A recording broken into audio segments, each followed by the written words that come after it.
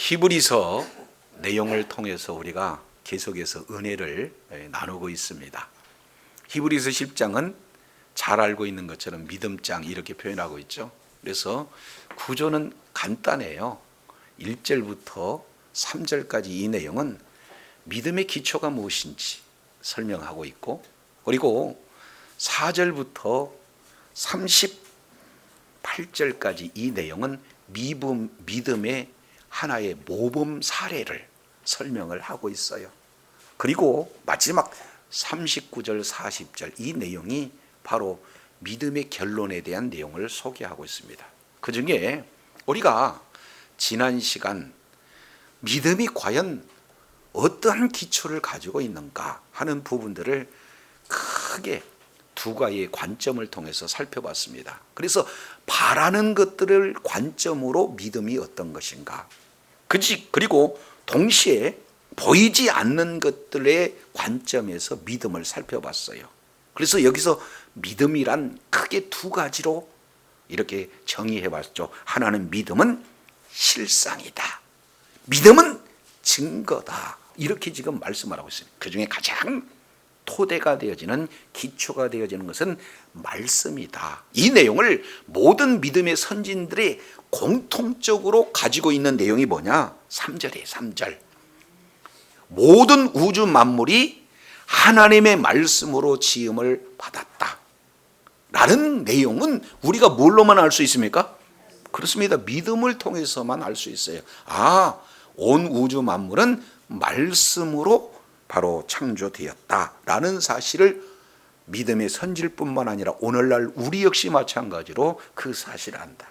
그래서 결국 구약에서 아벨은 바로 의로운 자라는 증거를 가지고 살았고, 그리고 에녹은 하나님을 기쁘시게 하자는 증거를 가지고 살았고, 그리고 노아는 의의 상속자라는 그러한 증거를 가지고 살았다. 자, 그 중에서도 히브리서 11장에 가장 중요한 그런 믿음의 기초를 잘 보여줄 수 있는 분이 누구냐? 아브라함이다. 그래서 이제 아브라함에 대한 믿음들을 우리가 살펴보면서 하나님께서 아브라함을 부르셨을 때 아브라함의 믿음의 핵심은 뭐냐? 순종이었다. 그 근거는 알 바를 알지 못한 상태에서 나갔다라는 그런 내용을 통해서 순종했던 아브라함의 모습을 말씀을 하고 있습니다. 그리고 가나안 땅에 도착했을 때 또 반복해서 거기에서 거류하였다라는 내용을 통해서 아브라함의 믿음의 특징은, 두 번째 특징은 어떤 내용이었습니까?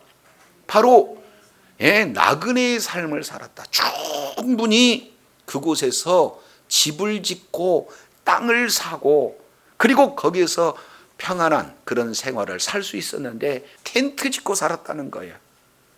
우리가 휴가 이렇게 통해서 이제 텐트 짓고 야외 진행을 할 때 텐트 속에다가 냉장고도 갖다가 해놓고 집도 거기서 짓고 그럴 사람 없잖아요. 잠깐 거기 있을 것 뿐이기 때문에, 다시 올 걸 기대하기 때문에 이제 텐트에서 살았다는 것은 내가 돌아갈 곳, 본향이 있다는 그런 사실을 알고 살았어요. 이 내용이 비단 아브라함에게만 있는 것이 아니라 그 믿음이 아브라함은 이삭에게로, 이삭은 야곱에게로 그대로 전수가 되어졌어요. 그래서 이 세 족장, 아브라함, 이삭, 이 야곱의 이런 믿는 믿음을 가졌을 때 우리 하나님께서는 크게 두 가지로 11장 16절 내용을 통해서 우리가 살펴봤을 때 그들의 하나님이라고 일컬음을 받으심을 부끄럽게 여기지 않았다. 아예 나는 아브라함의 하나님이다, 나는 이삭의 하나님이다, 나는 야곱의 하나님이다 라고 불리기를 기뻐하셨다라는 사실을 말씀하고 있어요. 그러면서 그들을 위해서 한 성을 준비하시는, 여기서 한 성이라는 것은 뭐예요?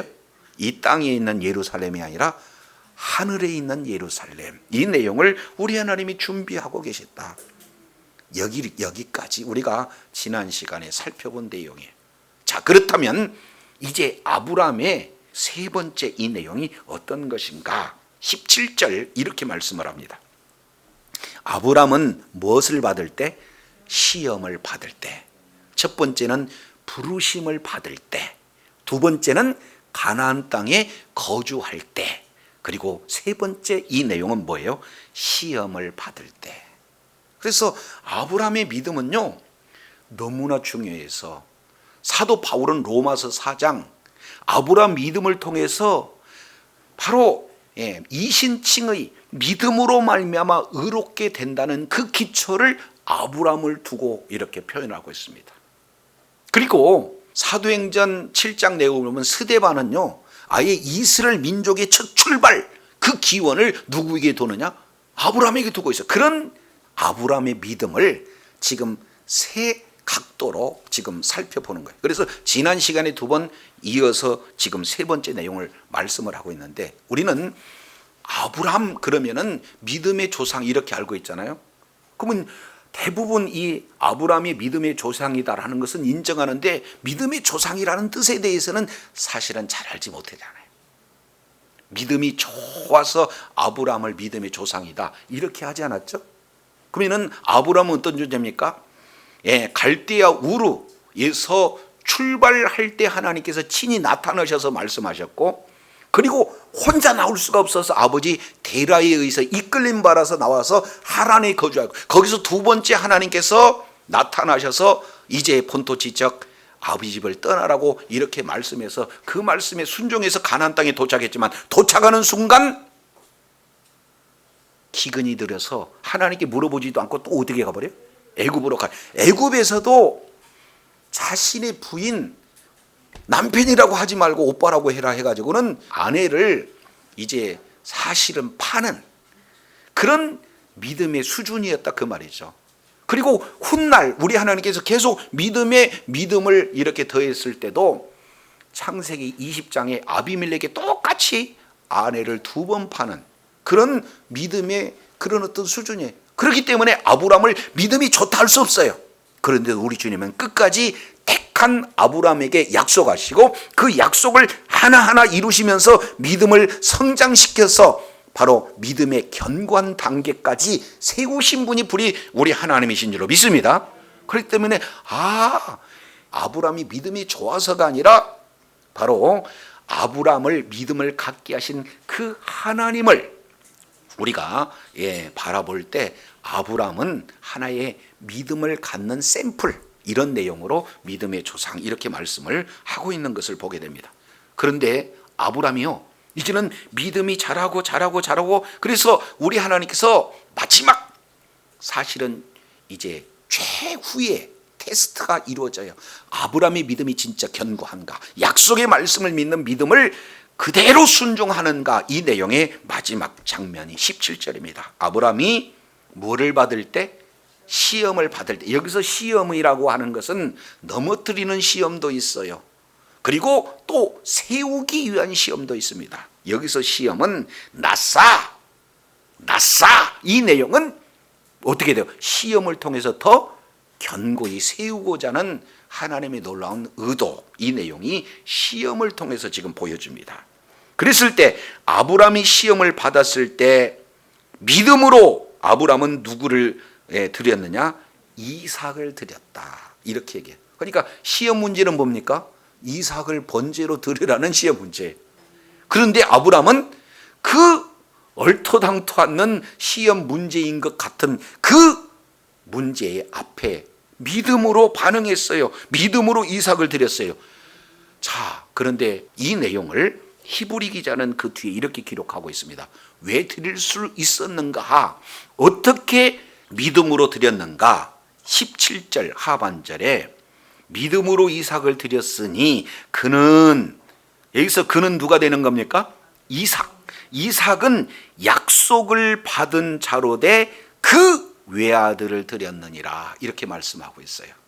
여기서 주목할 단어는 뭐냐면 약속을 받은 자라는 거예요. 이삭은 누구다? 약속을 받은 자다. 동시에 이삭을 향하여 독생자 이렇게 얘기했으니까 아브라함을 한번 생각해 보세요. 아브라함이 아들 하나만 있나요? 아니잖아요. 먼저 이스마엘이 있고 그 다음에 이삭이 있고, 그리고 창세기 25장 내용을 보면 그두라를 통해서 그 자녀들이 많잖아요. 그래서 자녀가 많은데도 불구하고 독생자라고 하는 이 여기서 나타나는 독생자는 뭐냐? 약속은 많은 아들 중에서 유일하게 누구에게만 있느냐? 이삭에게만 그 약속이 주어졌다. 그래서 이 내용을 로마서 9장 8절 내용을 보면은 이삭은 약속의 자녀다라고 말씀하고 있어요. 갈라디아에서도 이 부분은 정확하게 말씀을 하고 있죠. 그래서 약속의 자녀 이삭, 많은 아브라함의 자녀가 있지만 유일하게 약속을 받은 자는 바로 이삭 한 사람이다라는 사실을 말씀하고 있어요. 그렇기 때문에 아브라함이 믿음으로 이삭을 드릴 수 있었던 것은 그 이삭이 누구였기 때문에, 약속을 받은 자기 때문에 하나님 앞에 드릴 수 있었다라는 사실을 말씀하고 있어요. 이게 도대체 그러면 또 무슨 소린가? 18절 무슨 약속을 받았다는 것인가? 18절 그에게 이미 말씀하시기를 해서, 그는 또 누가 되는 겁니까? 이삭이 되겠죠. 그에게 이미 말씀하셨어요. 뭐라고 하냐면 내 자손이라 칭할 자는 이삭으로 말미암으리라 하셨으니, 이렇게 말씀을 하고 있어요. 자, 여기서 풋노트 1번 찾아가 보면은 그에게, 그리고 이 내용을 보니까 씨 그러죠. 그러니까 우리 하나님께서는 이삭을 주실 때 이삭만 주는 게 아니라 이삭 안에 또 뭘까지도 주신다는 거예요? 씨까지 준다. 다른 말로 이삭의 후손을 주시겠다라고 이삭에게 말씀하셨으니 이삭은 약속을 하나님께 직접 받은 자다. 이렇게 지금 말씀을 하고 있어요. 자, 이 부분을 우리 한번 찾아가 보도록 하겠습니다. 자, 창세기 17장 15절 하나님이 또 아브라함에게 이르시되 내 아내 사레는 이름을 사레라 하지 말고 그 이름을 사라라 하라. 내가 그에게 복을 주어 그로 내게 뭘 주겠다? 아들을 낳아주겠다. 자, 이런 내용을 아브라함에게 아예 얘기하니까 17절 이거에 대한 반응이, 아브라함이 엎드려서 웃었어요. 그리고 심중에 100세가 된 사람이 어찌 자식을 낳습니까? 사라는 90세니 어찌 생산할 수 있겠습니까? 하고 하나님의 말씀을 그대로 순종했어요. 불신의 반응을 보내요. 그러니까 여기서 웃는 것은, 이것은 사실은 불신에 가까운 웃음이다, 이렇게 볼 수가 있어요. 자, 그러면서 이제는 속으로는 불신하고 입술로 고백으로는 18절 이스마엘이나 하나님 앞에 살기를 원합니다, 이렇게 표현을 했다 그 말이죠. 이러한 아브라함의 수준을 아시고 우리 하나님께서는 19절 오늘 이 말씀이 약속받은 이삭에 대한 정답을 말씀하고 있어요. 자, 19절 하나님이 이르시되 아니다, 내 아내 사라가 반드시 내게 아들을 낳을 것이다. 너는 그 이름을 누구라고 하라? 이삭이라고 하라.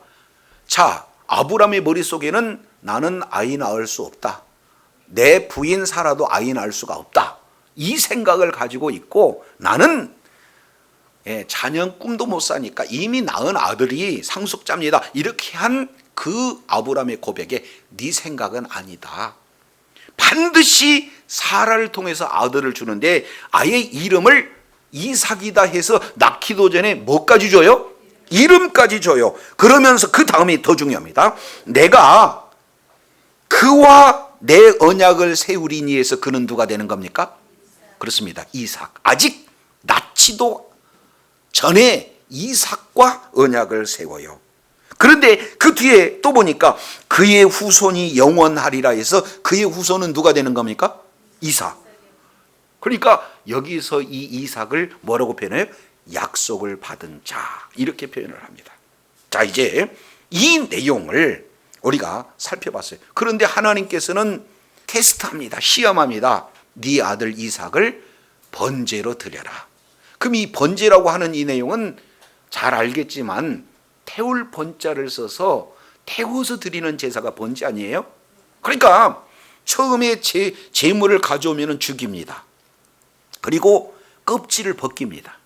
그리고 각을 떠요. 그리고 내장을 내서 다 물에 씻고 다시 제단 위에 그리고 번제할 나무 그 위에 이런 제물들을 이렇게 놓고 태워서 드리는 내용이 번제예요. 이미 아브라함은요 창세기 15장의 번제를 경험한 자예요. 그런데 이제 제물이 아닌 자기 아들, 약속의 자녀, 독생자 바로 이삭을 드리라. 이 내용 앞에 아브라함은 어떻게 됐다는 거예요? 믿음으로 이삭을 드렸다. 그 이유는 그 이삭이 약속의 자녀이기 때문이다. 그 약속은 하나님이 친히 이삭에게 약속하시면서 이삭 후손에게도 약속이 이루어진다는 하나님의 그 약속을 알았다. 자, 그 결과 창세기 21장 1절에 여호와께서 말씀대로 사라를 이제 권고하셨고 여호와께서 말씀대로 사라에게 행하셨고 2절 하나님의 말씀대로 아들을 낳았고 그 내용을 그대로 이제 이삭이라고 이름을 지었어요. 그러니까 아브람 그리고 사라는 이삭이라고 하는 이름을 지음으로 하나님은 약속을 반드시 지키시는 하나님이구나 라는 사실을 이미 알았어요. 그리고 난 다음에 22장 아브람을 이제 시험을 하게 되어집니다. 2절 내용을 보니까 번제로 드리라는 거예요. 이 소식을 딱 듣자마자 3절 아브람은 아침 일찍 일어나요. 그 얘기는 순종을 즉각적으로 했다는 내용 아니에요? 자, 그러면서 두 종과 그 아들 이삭을 데리고 출발합니다. 5절. 근데 여기서 놀라운 아브람의 믿음이 소개가 되고 있어요. 잘 보시기 바랍니다. 이에 아브람이 종들에게 이르되 너희는 나귀와 함께 여기서 기다리라. 여기서 기다리라 하고 하는 그 내용은 왜 종들을 기다리라고 했겠습니까? 이제 이삭을 번제로 드리려면 이들은 믿음이 아브람의 믿음과 같지 않을 거 아니에요. 그럼 말리면 어떻게 돼요? 안 된단 말이에요. 그렇기 때문에 너희들은 여기서 기다리라. 근데 그 다음이 더 중요하죠. 내가 뭐예요? 아이와 함께 저기 가서 경배하고 그 다음에 뭐예요? 우리가 너희에게 돌아오리라. 근데 우리가 너희에게 다시 돌아오리라 하는 내용이 원문 내용이에요. 우리가 돌아온다는 것은 혼자 돌아온다는 거예요? 함께 돌아온다는 거예요? 그 얘기는 번제 드리고 난 다음에 함께 돌아오겠다. 그러니까 번제로 이삭이 그를 통해서 죽는다 할지라도 하나님께서는 그를 다시 살리신다라는 그런 믿음이 있기 때문에 믿음의 고백으로 우리가 다시 돌아오리라 하는 그런 내용이 소개가 되고 있어요. 가다가 물어봐요. 아니 아버지, 번제할 어린 양은 어디 있습니까? 이렇게 물어봤을 때 8절에도 아브람이 뭐라고 그래요? 번제할 어린 양은 하나님이 친히 준비하신다. 이 내용도요 아브람에게 그냥 아브람이 이삭에게 그냥 은근슬쩍 속이는 내용이 아니라 믿음의 고백인 거거든요. 자, 그러면서 자 12절 사자가 이렇게 얘기해요. 아이에게 손대지 마라. 아무 일도 그에게 하지 말라. 내가 내 아들, 내 독자라도 누구라도 그렇습니다. 많은 아들이 있지만 약속의 아들은 이삭 하나예요. 그래서 내 독자라도 내게 아끼지 아니했거든. 내가 이제야 내가 하나님을 뭐 하는 줄 아노라? 그러니까 결국 시험은 누가 당하는 거예요? 아브람이 당한 겁니까? 하나님이 당하는 겁니까? 하나님께서 아브람을 믿음을 세우시고 믿음을 세워서 마지막 최종적인 믿음은 정말로 언약의 주인이신 하나님이 말씀하신 것을 바로 언약의 자손인 아브람이 상황 고려하지 않고 하나님의 말씀은 절대적으로 순종하는 그런 믿음을 내어드림으로 최종적인 시험에 합격한 장면을 바로 창세기 22장에서 지금 말씀을 하고 있어요. 이 내용을 오늘 히브리 기자는 뭐라고 표현하냐? 시험을 받을 때 아브람은 믿음으로 이삭을 드렸다. 이유는 하나님이 이삭과 직접 약속하심으로 이삭 한 사람과 약속한 것이 아니라 이삭에게도 후손이 있다는 사실이에요. 그러면 아브람이 이제 이삭을 번제로 드렸을 때 번제로 드리려면 이삭을 죽여야 되는데 이삭이 죽은데 이삭은 죽은 걸로 끝나는 게 아니라 하나님은 이삭의 후손이 있겠다라고 말씀하셨는데 후손이 없게 되어진다면 하나님의 언약이 이루어져야 안 이루어져요? 안 이루어져요. 그러니까 아브람 머릿속에서는 이 이삭은 죽어도 뭐한다? 산다. 그 내용을 11장 19절에 이렇게 표현해요. 자, 히브리서 11장 19절. 그가 하나님은 능히 죽은 자 가운데서 다시 살릴 줄로 뭐 했어요?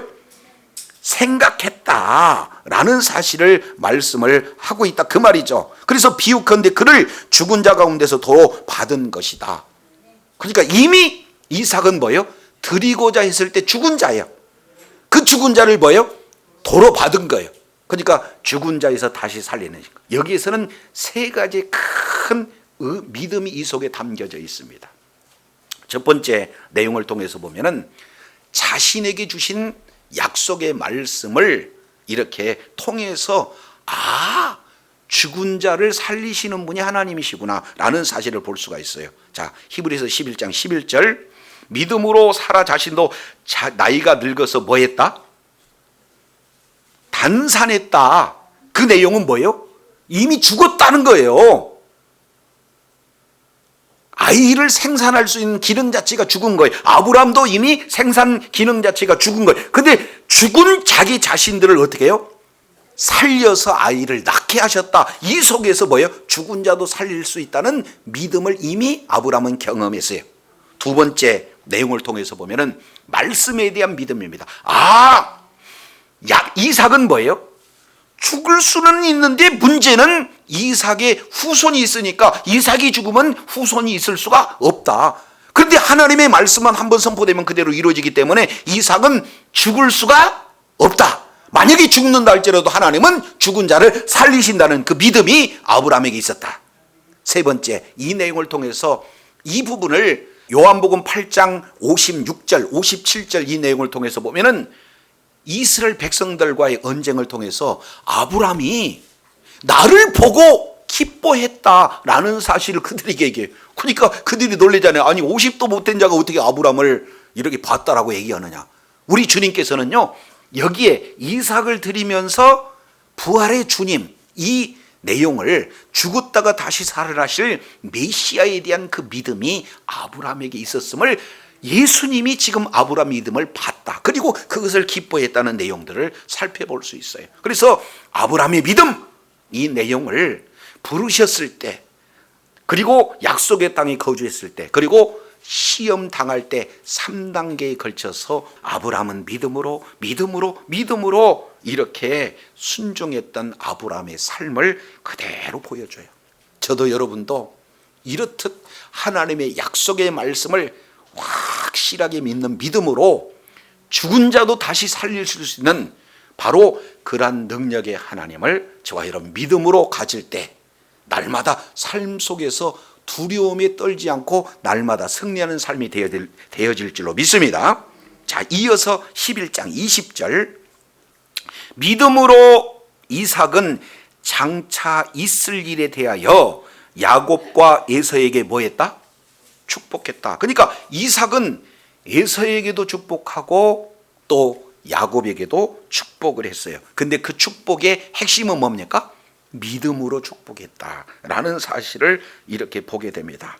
그러니까 한마디로 본다면 하나님은요 말씀하시면 그 말씀은 반드시 이루신다는 믿음으로 축복했다는 거예요. 하나님의 계획은 반드시 취소되지 아니하고 그대로 이루어진다는 믿음으로 축복을 했단 말이에요. 그대로 이루어지는 것을 그렇게 성경은 말씀을 하고 있는 거죠. 자, 이 부분도 우리 한번 살펴보겠습니다. 창세기 27장 28절. 하나님은 하늘의 이슬, 땅의 기름짐, 풍성한 곡식과 포도주 이런 것을 내게 주기를 원한다. 29절.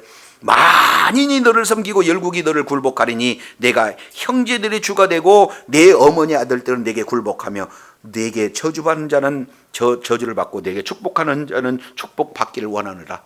지금 이 이삭은 속아서 에서를 축복해 준다는 것이 실제로는 누구를 축복해 주는 거냐면은 야곱을 축복하고 있는 그런 내용이에요. 근데 이런 축복도요 법적으로 효력이 있다는 것을 두 사람이 증거합니다. 그 뒤에 보겠습니다. 자, 33절. 이삭이 힘이 크게 떨어졌다. 왜 그러냐? 아니 사냥한 고기를 내게 가져온 자가 누구냐? 너 오기 전에 내가 다 먹고 그를 위하여 축복받았으니 그가 반드시 뭐 할지라? 속았다 할지라도 한 번 내가 이렇게 복을 빈 그 내용은 그대로 법적 효력이 있다 하는 내용을 알았기에 이삭이 크게 심히 떨었다라고 이렇게 말하고 있는 거예요. 그러면은 이 내용을 에서는 또 뭐라고 하냐? 34절 에서가 그의 아버지 말을 듣고 뭐예요? 방성대곡해요. 그런 내용의 16절 보니까 중반절 하반절에 보니까 전에는 나의 장자 명문을 빼앗고 이제는 내 복을 빼앗았다. 그러니까 믿음 없다라고 하는 에서조차도 뭐예요? 이미 복이 자기 자신이 아닌 야곱에게 넘어갔다는 사실을 인정하고, 그러니까 법적인 효력이 이제는 누굽니까? 야곱에게 넘어갔다는 사실을 받는 자도 하는 자도 뺏긴 자도 공동적으로 지금 인정하고 있어요. 그러나 이것은 속인 내용이에요. 자세히 살펴보면 여기에 구체적인 언약의 내용이 빠졌습니다. 그런데 에서가 이제 야곱을 죽이려는 그 음모를 알고 아버지 어머니가 급히 이제는 뭐예요? 바단 아람으로 지금 보내는 그런 장면에서 축복해주는 장면, 이게 진짜 믿음으로 드려지는 내용입니다. 28장 3절 이렇게 표현합니다. 전능하신 하나님이 내게 복을 주어 너로 생육하고 번성하게 하사 너로 여러 민족을 이루게 하시고, 4절입니다. 아브라함에게 허락하신 복을 내게 주사 그랬어요. 뭐라고요? 아브라함의 복. 그러니까 하나님께서 아브라함에게 주신 복이 그 아버지 이삭에게로, 그리고 이제는 그 이삭이 이제는 누구에게 주느냐? 에서가 아니는 야곱에게 그대로 복을 전수하는, 계승하는 그런 언약 계승이 이루어져요. 그 내용이 뭐냐? 4절에 크게 두 가지로 표현됩니다. 아브라함이 허락하신 복을 내게 주시되 너와 함께한 내 자손에게 주사 너로 하나님이 아브라함에게 주신 땅, 곧 너의 거주하는 땅을 유업으로 받게 하시기를 원하노라. 그래서 첫 번째 너와 함께한 내 자손, 두 번째 그 주신 땅, 그러니까 자손의 복과 땅의 복을 하나님은 아브라함에게 약속하셨고 이삭에게 약속하셨고, 그 약속이 이제 누구에게 이루어지느냐? 야곱에게 이루어지는 내용이 히브리서 11장 2절이에요. 오늘날 저와 여러분 역시 마찬가지입니다. 하나님의 계획은 그대로 이루어집니다. 하나님의 말씀은 선포되면 반드시 이루어지는 생명의 말씀이 바로 하나님의 말씀인 줄 믿으시기 바랍니다. 그러니까 믿음의 고백이 얼마나 중요한지 몰라요.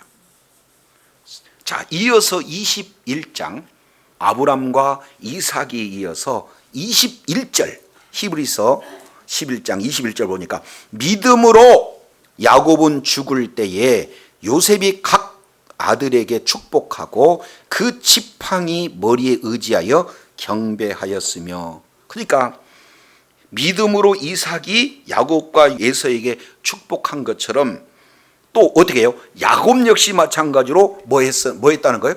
믿음으로 축복했다는 거예요.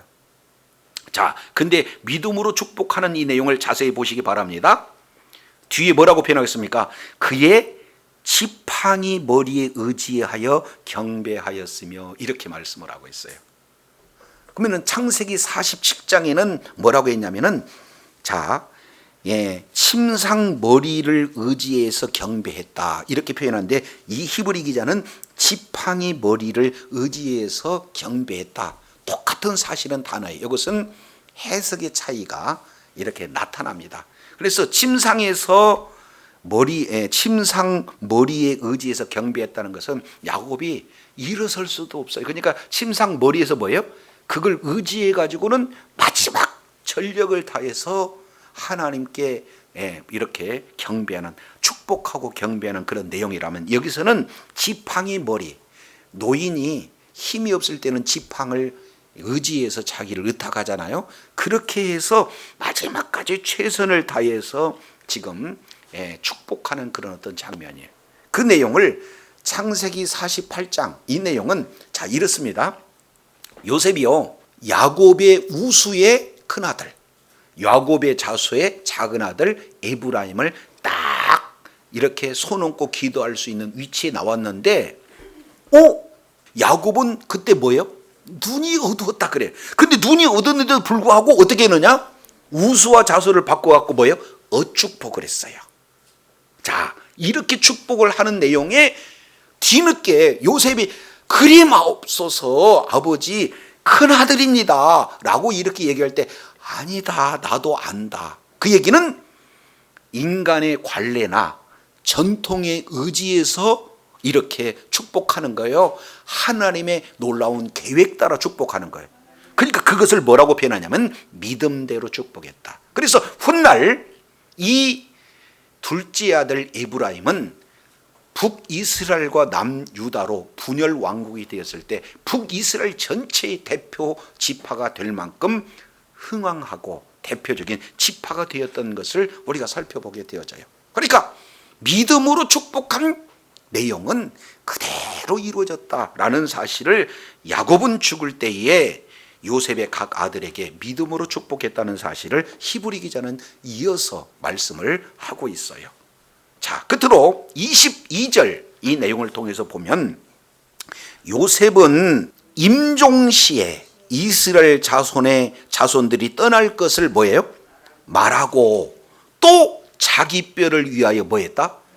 명하였다. 지금 이 말씀을 하고 있어요. 여기에 중요한 내용은 이스라엘의 자손들의 뭐를 버렸어요? 떠날 것을 명했다 그 말이죠. 야, 여기서 내용을 보면은요 요셉의 그 믿음의 깊이를 알 수 있어요. 우리가 창세기 우리가 새벽마다 지금 은혜의 말씀을 나누잖아요. 그래서 창세기 15장에 하나님이 아브라함에게 약속하실 때 이스라엘 너희 자손이 바로 이방 땅에 가서 400년 동안 객이 될 것이다. 그리고 그 객이 됐지만 다시 이제 나올 때는 큰 많은 예물을 가지고 나올 것이다 라는 그 약속을 아브라함은 친히 하나님께 받고 그 약속을 이삭에게 야곱에게 그리고 야곱은 12자녀들에게 그 말씀을 전수했어요. 훗날 이 요셉은 애굽에 사실은 형제들에 의해서 팔려가게 되어지는 상황에 놓여 있잖아요. 그래서 애굽 총리가 됐어요. 꿈을 꾸게 하셨고 꿈을 해석해 계신 하나님의 역사하심으로 일약 뭐예요? 노예에서 바로 큰 나라의 2인자 총리까지 반열에 올랐어요. 그러면서 7년 풍년 이후에 7년 흉년이 되는 그런 상황 속에서 이미 요셉은 어떤 계획을 가지고 있느냐? 우리 형들이 올 것이다.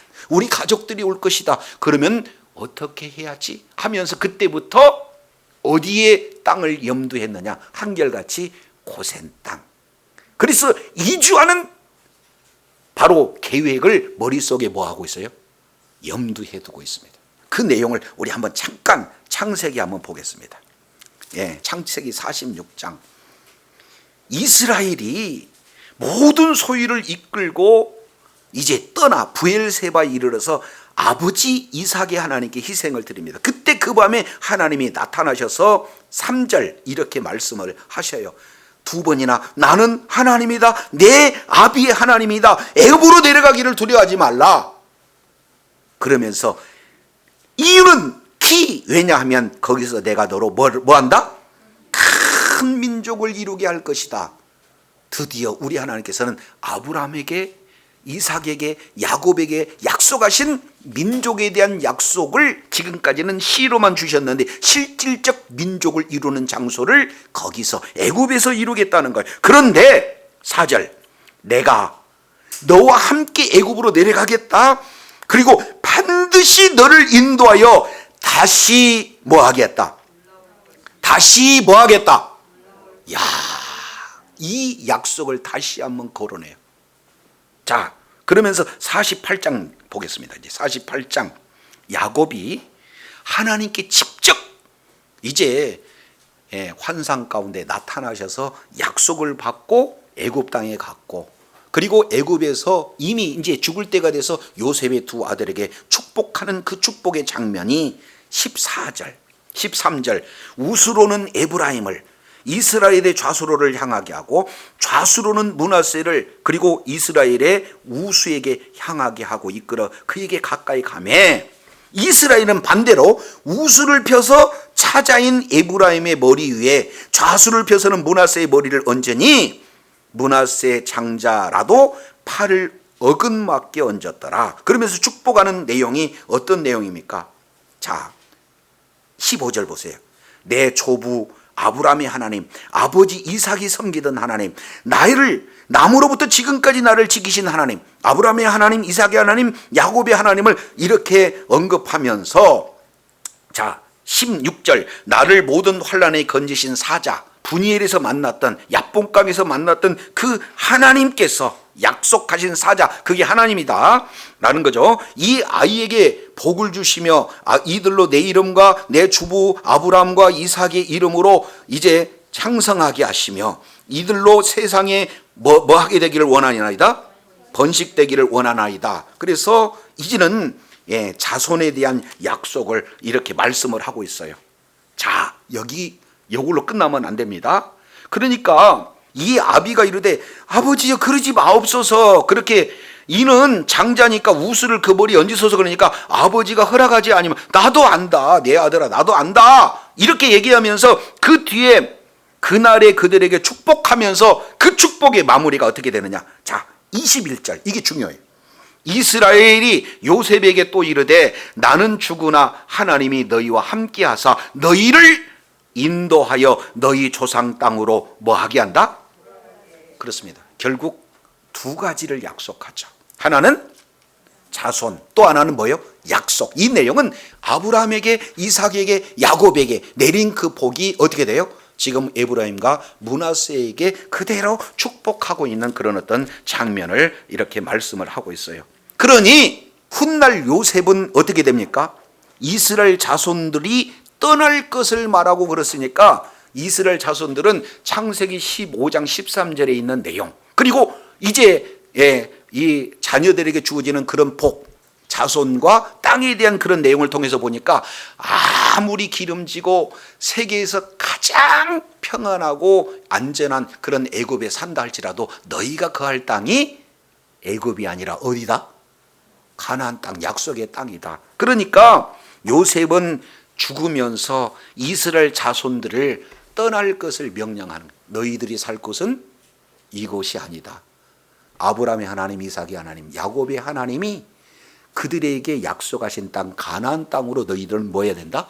떠나야 된다. 고로 너희들이 반드시 떠날 때 잊어서는 안 되는 것은 나의 해골도 함께 가지고 가라. 이 내용이 무엇으로만 가능해요?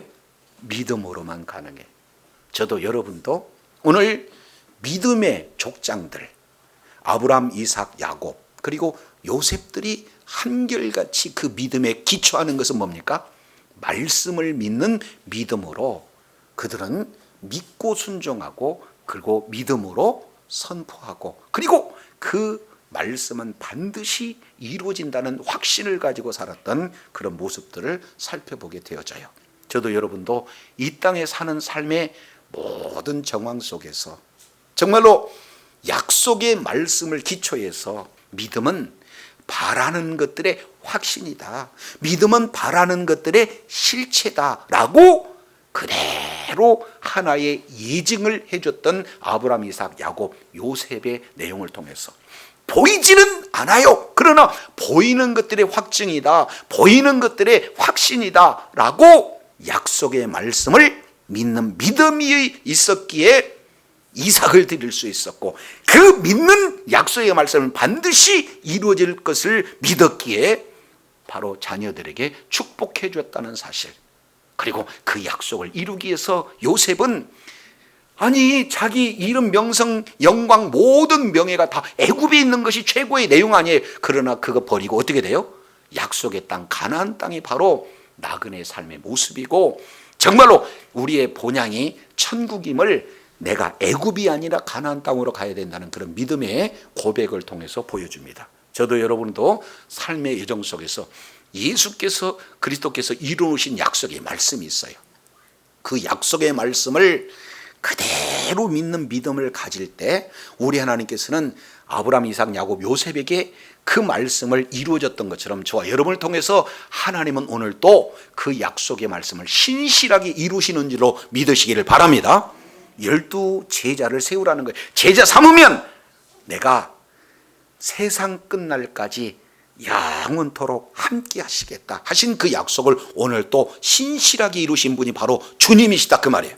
그래서 내 힘으로 내 능력적으로 안 되지만 바로 주님의 뜻을 이루기 위해서 그 말씀을 믿는 믿음으로 순종할 때 우리 주님은 오늘 또 저와 여러분에게 동행해 주시고 오늘 또 믿음으로 행하는 저와 여러분에게 그대로 함께해 주심으로 하나님의 놀라운 은혜를 날마다 경험하는 그런 축복의 자녀로 존귀하게 쓰실 줄로 믿습니다.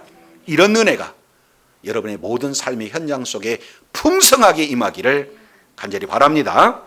기도하겠습니다.